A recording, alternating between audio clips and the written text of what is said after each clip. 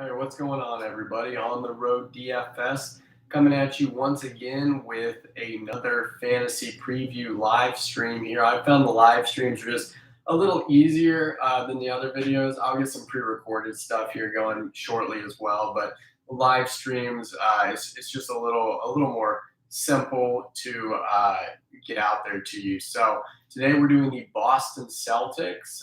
As always, if you like the content, it's helping you with your fantasy team this coming year, go ahead and subscribe and leave a like. It really does go a long way. So without further ado, let's preview the Boston Celtics. And I'm going to be honest with you. To me, this comes down to about 8 or 9 players. I really don't think outside of those there's too much fantasy relevance on the Celtics. But within that smallish group, there actually is a decent amount. So we're going to start off here at the top. I expect Marcus Smart to start for the Celtics, potentially a value depending on where you find him in your draft. Smart's statistics from last year, probably not as good as what we would expect from him this year. I was actually going to look up here Marcus Smart's stats, but I am going to go a little more into the stats. That was something that was recommended by one of the viewers, so I am going to do that for you. But the second guy is Josh Richardson. Now, this is a new acquisition for the Celtics, and I mean, many people we've watched Richardson, on the Mavericks. He's a good defender. I believe that's the general outlook on him, and sometimes he lights up. I mean, you might remember him on the Heat even before that.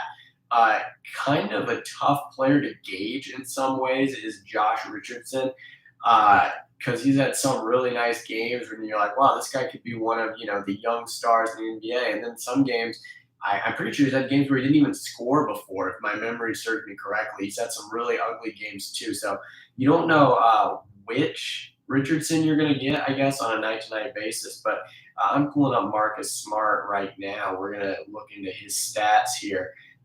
Hopefully my iPad doesn't die because that's what I'm using for the stats. But Marcus Smart last year, about 13 points a game, 3.5 rebounds, about 6 assists. Good stats, but I really think if he starts, I would at least expect that 13 points a game to go up a little bit, if nothing else. And you would expect probably all the stats for Marcus Smart to go up at least slightly because he's a hustle player. He does it all. You heard it in those stats I just said. I think 15 points a game is not out of the question for him. I would expect all the other stats to go up at least by 1 as well. So Marcus Smart, if you find him in the mid to maybe even late rounds, it really depends how many people are in your league, but I think he could be a steal. Josh Richardson, I want to pull his stats up. Sorry, doing this a little bit out of order here. But keep in mind, different team last year, 12.1 points a game, 3.3 rebounds, 2.6 assists. So he wasn't as good as Smart last year statistically, but that shouldn't really surprise too many people. They're going to be within the starting lineup, and we are expecting Richardson to start. I'll talk about the possible variations of that Celtics starting lineup we could see, but assuming it's Smart and Richardson, I think there are a lot of mouths to feed in that starting 5. I wouldn't be surprised if Richardson's, 12.1 a game? Yeah, 12.1, maybe decreased a little. I hate to be a pessimist about this, but maybe like 10 points a game. I'm just saying in that starting 5, if that is the group that Richardson's mostly on the floor with, I can't see him getting as many shots, even as he did with the Mavericks. There's all this talk about Luka's a ball hog, blah, blah, blah. But at the same time, other people on the Mavericks had to shoot outside of Luka at times, obviously. And a lot of times it was Tim Hardaway. Porzingis, I don't even know what to say about that whole situation. But, the shots were there. I believe he had injuries last year as well, Richardson. Correct me in the comments if I'm wrong, but I want to say Richardson had injuries. I could see Richardson being a legit option next year for sure. It's just I do think his stats are going to go down slightly because of just being on a better team from top to bottom, quite honestly. I'm rooting for the Mavericks, but they're just not on the Celtics level, depth wise. Luka's great, but depth, no, the Celtics aren't. They're just not there with them. So let's see what we have next. Jaylen Brown. We're expecting him to start at 3. I liked Brown last year. I tried to swing a trade for him early in the year. I did not draft him. Didn't end up going through, but I think it actually would have been a win-win if he had accepted it. That's a whole nother story. Let me bring up his stats here from last season. 24.7 points per game, 6 rebounds, 3.4 assists. Those are really nice stats from Jaylen Brown. Averaging about 25 points like that, that is really nice. This year, there's a little more depth on the Celtics. I don't know if I would expect Jaylen Brown to have quite as good of a year statistically, from a fantasy perspective as he did last year. Now, I could totally be wrong. I don't really have a specific reason. It's kind of just a gut feeling with the depth. I guess my reason's the depth. The Celtics did add, particularly off the front of the bench, they added some more talent than they had last year. Kemba Walker is out of there. That is true. But I think as a team, they're better depth-wise. And for that reason, I don't know if I see Jaylen Brown putting up almost 25 points a game this coming year. I don't. It's a gut feeling. Maybe I'm wrong, but I got to follow my gut. And so my prediction is maybe a slight decrease in stats for Jaylen Brown next year. Now, does that mean don't draft him for sure? Not necessarily. You got to see what round you get him in, Jaylen Brown could be an absolute value at some point in your draft. But am I going to draft him assuming he's going to put up the same stats that he did last season? No, I'm not basing it off that. Absolutely not.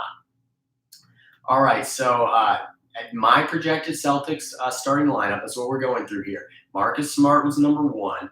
We had Richardson 2, and now Brown 3. And now this is where it gets interesting because the Celtics do not have a good forward. They do not have a good power forward. Now, Tatum, we're assuming, is going to play the 4. I do not consider Tatum a 4. I don't want anyone coming at me saying, oh, you don't think Tatum's good? Loving the live stream. I love to hear it. I love the support. Thank you for tuning in. But Jason Tatum is outstanding. I just don't consider him to be a 4, a true 4. So that's why I say the Celtics don't really have a good 4. Tatum, I think, is best served at the 3. But if they want to play Brown there and Tatum at the 4, it's fine. It is what it is. Tatum will probably be one of the top 5 players drafted in most drafts. Tatum, barring injury, should be great. I don't think you can really go wrong with drafting Jason Tatum in the top 5. No reason at all that he should get out of the top 7. I'll say that right here. Tatum, I'm expecting a good year from Tatum next year for sure. But I wouldn't overdraft him. Like, I wouldn't take him over some of those elite, I'm not saying he's not elite. He is elite, but I'm talking like upper tier here. Like, if you're thinking like Tatum over Giannis or something like that, no, get that thought out of your head. But I would not fault you for taking him definitely top 7. I feel like that kind of goes without saying. I'm going to pull up his stats here, though, real quick. Sorry on the delay on the stats. I did not bring up Tatum's stats. Let's see what we got here. Okay, Tatum last year, 26.4. So he averaged about 1.5 more than Brown. 7.4 rebounds, 4.3 assists. Nice stats. Nearly, 26.4. He's getting close to that, averaging 30. I know there's still a ways to go, but Tatum, I've been kind of pessimistic on a lot of these guys' stats. Tatum, I'm feeling optimistic. I think he could actually have a better next year. Again, there are more mouths to feed. There's better depth, but I don't see Tatum's stats suffering. So I guess that would be my outlook on his statistics. And yeah. So now going to the 5, the center position. This is where it continues to get interesting, but actually probably more interesting than the other positions because Horford could start or Robert Williams could start. And I don't know how I feel about Horford if he starts. He could, I guess, mid-round, maybe, depending on how many people are in your league. I don't know. It's hard for me to really be sold on Al Horford, especially at this point in his career. But if he starts, I guess you could take a shot at him. Robert Williams is a guy I like in any case. I was going to pull up Williams' stats here.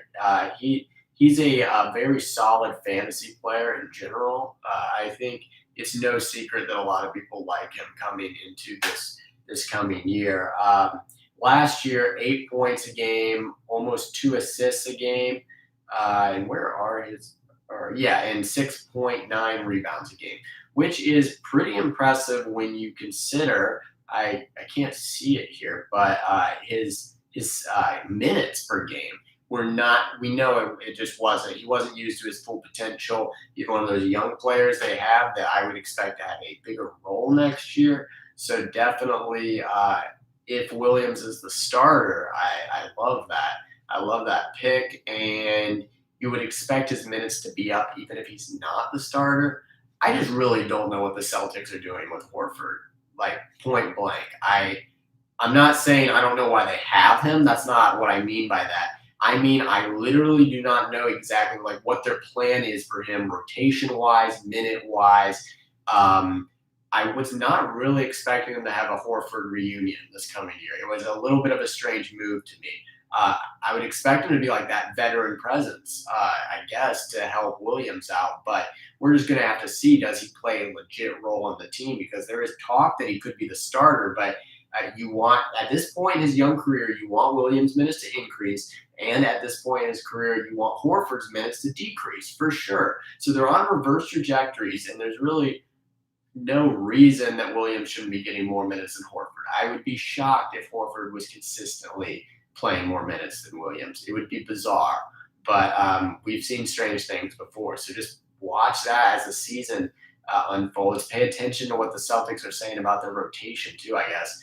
But that's going to do it for the 5 starters. And I am consolidating my analysis a little bit. Again, a viewer brought up a great point before saying that I should really kind of focus a little more on the core guys, the important guys, and I agree. And some of my other videos, I was talking about some guys, and all I would say was, hey, these guys have no chance, probably be significant in fantasy, so I'm going to gloss over them. No, why even mention those guys?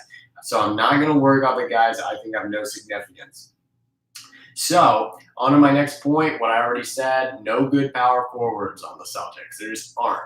Tatum is an outstanding player. He's going to play the 4, but he's not a power forward. Anyway, breakout players to look for. Already mentioned Williams. He's going to be on everybody's breakout list. It's pretty obvious. He should be getting more minutes, point blank, period. This coming year, expect more minutes from Robert Williams III. But outside of that, we're kind of just looking at young players here on the Celtics, and that is why we're going to look at Peyton Pritchard. And Peyton Pritchard is obviously a point guard for the Celtics, who you would expect to have an increased role. However, we know Dennis Schroeder just went over to the Celtics. So between Smart, Schroeder, and Pritchard, it's going to be interesting. We're just going to have to see here how that plays out exactly. Because, again, it's similar to what we had with Horford and Williams. You think the young guy is going to get a big chance, and then a veteran comes in and just throws it all into disarray somewhat with the minutes distribution. So we're just going to have to see. But Pritchard's looked great this summer. Let me pull up his stats. We can talk about Pritchard's specific stats here. Let's see here. Peyton Pritchard, 23 years old, very young guy. 7.7 points a game last year, 2.4 rebounds, 1.8 assists. So the stats don't pop off the page, but he's going to have more chance this year. Like that's a fact. Pritchard, in the minutes he got, he was generally pretty good. There were some injuries, there were some different situations that caused Pritchard to play more last year. I like him as a potential breakout candidate. Don't take him in a super high round or anything like that, but, mid to late in a draft, yeah, you could definitely take a chance on Peyton Pritchard. I would expect those stats to go up. He could average in double digits in points a game, legitimately. We'll go back and look at this video when the season's over and see if that turned out correct. But from where I sit right here, I can't think of really any reason he couldn't. We already said Schroeder's there too, but that's actually what I'm going to cover next because it's interesting between Smart, Schroeder, and Pritchard, and actually Richardson too. Though the exact way that's going to play out, but I will say right here, bottom line, Smart Richardson is who I expect to start in the 1 and the 2, and I think that's the consensus as well. So we will see if that turns out to be right, but monitor what the Celtics are saying coming into the season. So let's see who we have next. It's Schroeder himself, as I mentioned, fresh off the Lakers. Man, that was a real mess, his departure there. But 15.4 points a game, 3.5 rebounds, 5.8 assists. So from a fantasy perspective, Schroeder was not necessarily bad, depending on where you drafted him last year. And I expect the same. I think there's going to be this bad image of him that might make him fall in some drafts. Same goes for Ben Simmons. They just kind of have these negative images around them right now. So what I would say is I don't think he's going to put up those types of numbers for the Celtics. I think they're going to go down a little bit. I would expect, I would expect Schroeder's stats to go in the negative direction, not in the negative overall, but downwards. And that doesn't necessarily mean you shouldn't draft him, though, if it's a value. If you see Schroeder is, in the player pool, who's left when you're drafting, and he's just by far, he's the guy that stands out from the pack, take him. I mean, don't be afraid just because there's this negative image around him. I think he still has a lot to offer. It's just unfortunate how that all ended with the Lakers. But all right, next we have Enos Canter. And this guy's like a fringe, like not actually relevant to me. I only included him to mention him briefly. He's back with the Celtics, and the whole big man situation is kind of up in the air. That's the only reason I even have him here. Just monitor it. I can't think of any reason he would get minutes over Horford or Williams. It's just worth noting he's on the team. Not even going to look at his stats. Just monitor the Celtics. And if you hear something weird about Cantor getting minutes for some reason, maybe add him from the free agency pool. Can't imagine he gets drafted. But anyway, our last guy is Grant Williams. I'm including him just because last year he did get bench minutes. As I mentioned, an improved Celtics team, at least in my opinion, depth-wise. So I can't imagine that he gets more minutes than he did last year, but he is one of their young players. So they could try to develop him more. Last year, 4.7 points a game, 2.8 rebounds, and 1 assist a game. Nothing crazy. Again, don't draft him. It has seemed like he's been one of those young players the Celtics have been at least somewhat working on developing. So, it's not the worst thing in the world to maybe take a chance on him if you see he carves out another bench role. But no reason to prioritize him. And he's really the last guy I wanted to mention just because the Celtics have so far seemed like they have plans on at least attempting to develop this guy. So that's all I have for you today for On the Road DFS. If you enjoy the content, please consider subscribing, trying to get to that 100 subscriber goal. And I'm going to be doing a giveaway once we get to that point. And I will provide more information about that giveaway as we get closer, maybe like the 75 subscriber mark. I'll go into the specifics about it. But this is the Celtics fantasy preview video. Look forward to bringing you more NBA fantasy videos in the coming days. So definitely stay tuned, and I look forward to bringing it to you.